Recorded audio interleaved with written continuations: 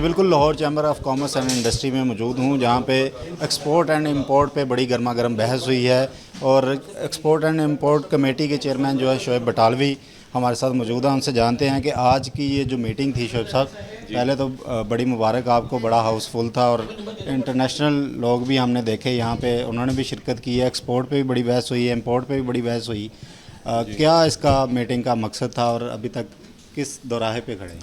बिस्मिल्लाहिर्रहमानिर्रहीम। देखें, हमारा आज का मीटिंग बुलाने का मकसद ये था कि पाकिस्तान की एक्सपोर्ट को बढ़ाया जा सके। एक्सपोर्टर्स के बहुत सारे इश्यूज़ आ रहे थे, डेली एक्सपोर्टर्स की कंप्लेंट्स आ रही थी, उसके ऊपर हमने मीटिंग बुलाई थी ताकि हमारे प्रेसिडेंट जो है अबूज़र शाद साहब लाहौर चैम्बर ऑफ कॉमर्स के, उनके इल्म में लाया जा सके। हमारी मीटिंग के मिनट्स जो है वो उन तक पहुँचाए जा सके ताकि वो अफसरान बाला तक ये हमारे मैसेज पहुँचा सकें कि एक्सपोर्टर्स को, छोटे एक्सपोर्टर्स को फैसिलिटेट किया जाए। बड़े एक्सपोर्टर्स तो ऑलरेडी फैसिलिटेट हो रहे होते हैं, लेकिन छोटे एक्सपोर्टर्स को जो है वो फैसिलिटेट किया जाए। तो हमारा मकसद यही था कि ताकि हमारी एक्सपोर्ट, हमारी कंट्री की बैकबोन जो हमारा सुन्नत रसूल है, हुज़ूर पाक सल्लल्लाहु अलैहि वसल्लम का जो कारोबार है, ये सुन्नत भी है, एक नेक अमल भी है, लोगों का रोज़गार भी इससे चलता है।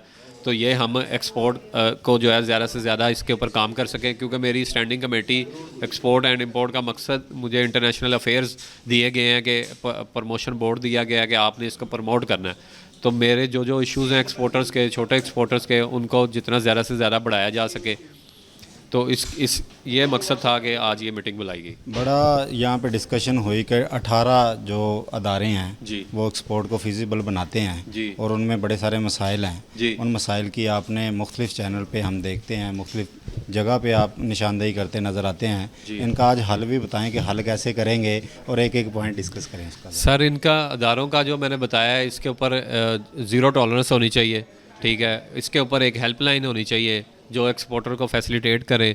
इसके ऊपर जो है वो जितना ज़्यादा से ज़्यादा एक अदारा ऐसा बनाया जाए जो सिर्फ एक्सपोर्ट को ही डील करे। मिनिस्ट्री ऑफ कॉमर्स है, लेकिन मिनिस्ट्री ऑफ कॉमर्स में लोग ऐसे बैठे हुए उनको पता ही नहीं है। मतलब आप कह रहे हैं जैसे स्पेशलाइज्ड अदारा SIFC है, इस तरह एक्सपोर्ट के लिए भी कोई अलग? जी बिल्कुल, SIFC की तरह एक एक्सपोर्ट के लिए अदारा बनाया जाए जो कि आपके ट्रेड कौंसल दुनिया भर में बैठे हुए हैं, उनको डील कर सके, उनको बता सके कि कैसे एक्सपोर्ट्स होती है। जैसे मैं AI स्कूल लेकर आ रहा हूँ, एक्सपोर्ट बुक लिखी है, उसका मकसद ही ये है कि हमारे जो ट्रेड कौंसल्स हैं, जो बैंकों में लोग बैठे हैं इधर पाकिस्तान में, जो एम्बेसीज़ में बैठे हैं दुनिया भर में पाकिस्तान की, या जो ये जो 18 अदारे FBR है, कस्टम है, ANF है, शिपिंग लाइन्स हैं, एक क्लियरिंग एजेंट्स हैं, ग्राउंड हैंडलर स्टाफ है, ड्रैप है, उसके अलावा क्वारंटाइन डिपार्टमेंट है जो पैराशिपल्स को डील करता है। ये सारे अदारे मिल के जो है वो एक्सपोर्ट, ये इन सब का जो है एक अदारा होना चाहिए और डॉक्यूमेंट्स के अमल को आसान से आसान बनाया जाए, छोटे एक्सपोर्टर को फैसिलिटेट किया जाए।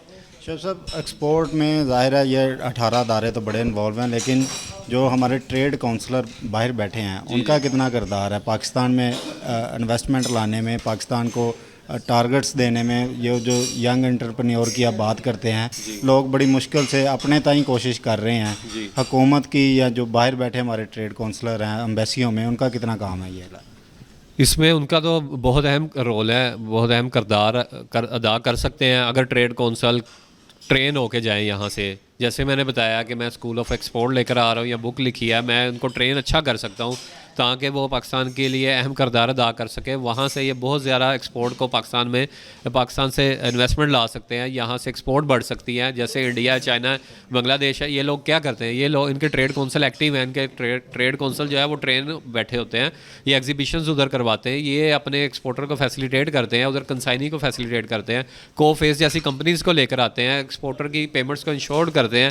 किसी एक्सपोर्टर की पेमेंट दुनिया में जो फ्रॉड लोग हैं वो अगर मार लेते हैं तो वो उसको भी वहाँ से ट्रेड कौंसल जो है वो फैसिलिटेट करता है ताकि एक्सपोर्टर का कॉन्फिडेंस लेवल बरकरार रहे, ना कि वो एक कंट्री में किया दूसरी कंट्री के में स्टार्ट कर दें या एक्सपोर्ट का बिज़नेस छोड़ के कोई और काम करने लग जाए।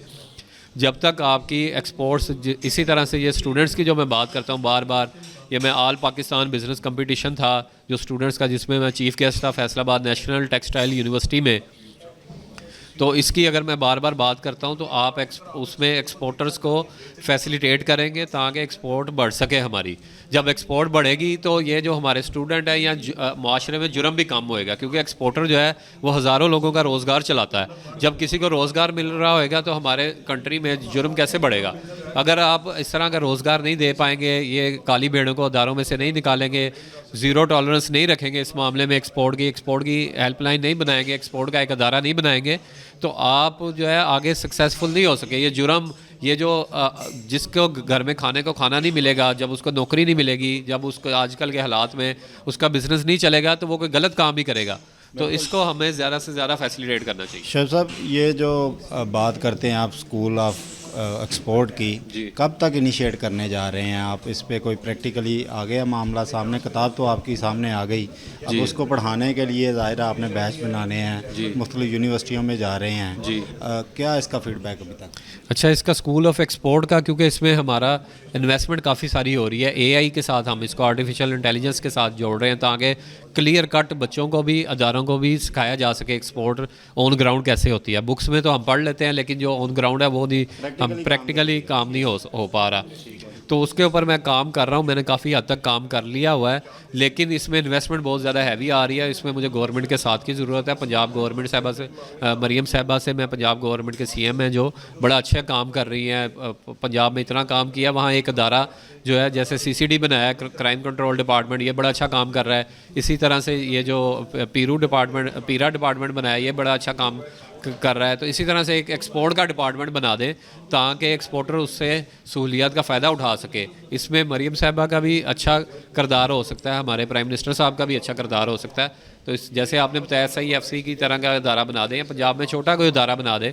अगर आप लोग नहीं कर सकते, मैं फ्री ऑफ कॉस्ट करने के लिए तैयार हूँ, ताकि हमारी एक्सपोर्ट्स बढ़ सके। ये जो हमारे फील्ड मार्शल सैयद आसम मुनीर साहब का दौरा है अमेरिका का, पाकिस्तान की एक्सपोर्ट बढ़ने के कितने चांसेस हैं? क्योंकि ट्रेड की बात हो रही है और सदर ट्रंप बार बार यही कह रहे हैं कि मैं इंडिया को भी और पाकिस्तान को भी ये कहूँगा कि जंगें छोड़ें, हमारे साथ तजारत शुरू करें।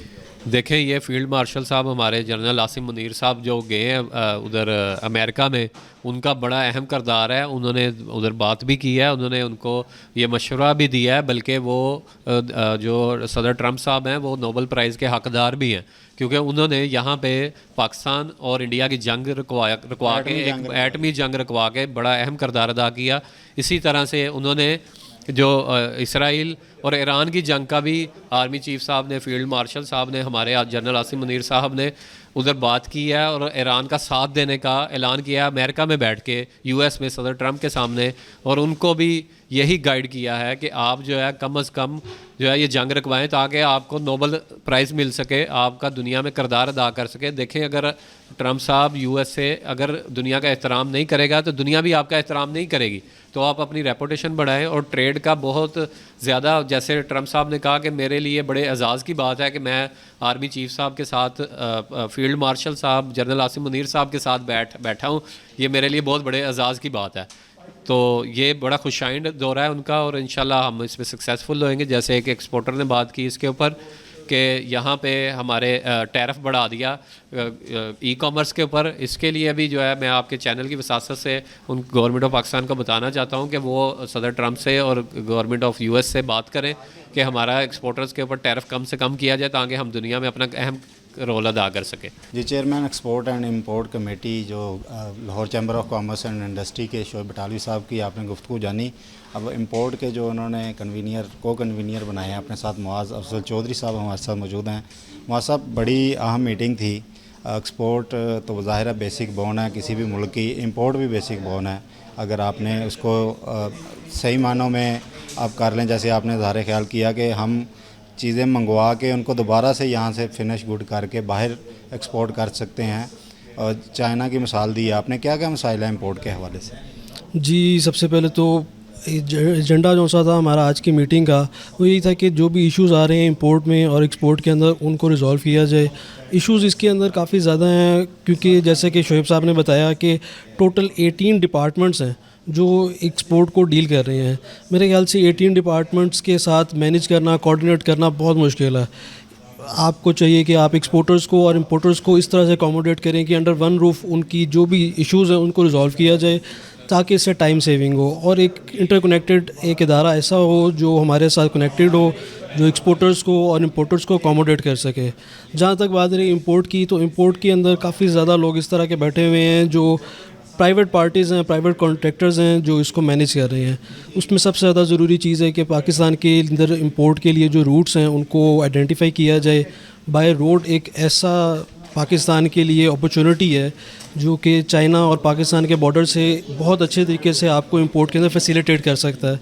उस रूट को 12 मंथ्स आपको ओपन करना चाहिए ईयर के अंदर, ताकि इंपोर्टर्स को फैसिलिटेट किया जा सके और वहाँ पे जो रेगुलेटरी ड्यूटीज़ हैं उनको मैनेज किया जाए ताकि इंपोर्टर्स को इसका बेनिफिट मिल सके। इंपोर्ट के अंदर पाकिस्तान की इंडस्ट्री थोड़ी वीक है, वहाँ पे प्रोग्रेस हो रही है, लेकिन काफ़ी ज़्यादा चीज़ें जो सी इंपोर्ट के लिए बहुत ज़रूरी हैं, एक्सपोर्ट के लिए काफ़ी ज़्यादा ज़रूरी हैं। वो चीज़ों की इंपोर्ट पाकिस्तान के लिए मस्ट है, तो उन चीज़ों के अंदर पाकिस्तान को इंपोर्ट करनी पड़ती है। और चाइना पूरी वर्ल्ड के अंदर जिस तरह से प्रोडक्शन कर रहा है और चीज़ें सप्लाई कर रहा है, उसमें पाकिस्तान के लिए, पाकिस्तान का नेबरिंग मुल्क है, पाकिस्तान को बहुत ज़्यादा बेनिफिट है और पाकिस्तान के लिए ये प्रोग्रेस के लिए बहुत ज़्यादा इम्पोर्टेंट है कि वहाँ से इंपोर्ट को इजी बनाया जाए।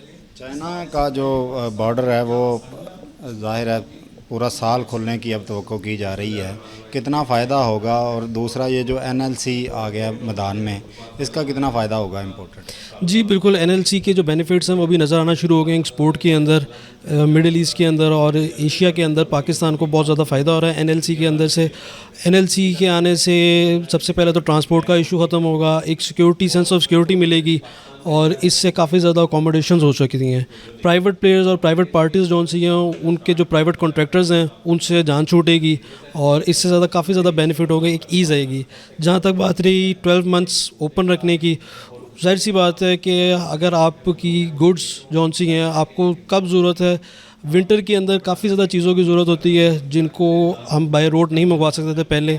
अब पूरा साल अगर ये रूट खुलेगा तो उससे काफ़ी ज़्यादा बेनिफिट होगा। बहुत शुक्रिया मुआज़ साहब की, आपने गुफ्तगू जानी। Lahore chamber of commerce and industry में आज एक्सपोर्ट एंड इंपोर्ट की कमेटी का जो हंगामा खेज इजलास था वो अख्ताम पजीर हुआ। आपने इसकी रुदात सुनी, उम्मीद है आपको पसंद आया होगा। हमें दीजिए इजाज़त, अभी तक के लिए इतना ही। अल्लाह हाफ़िज़।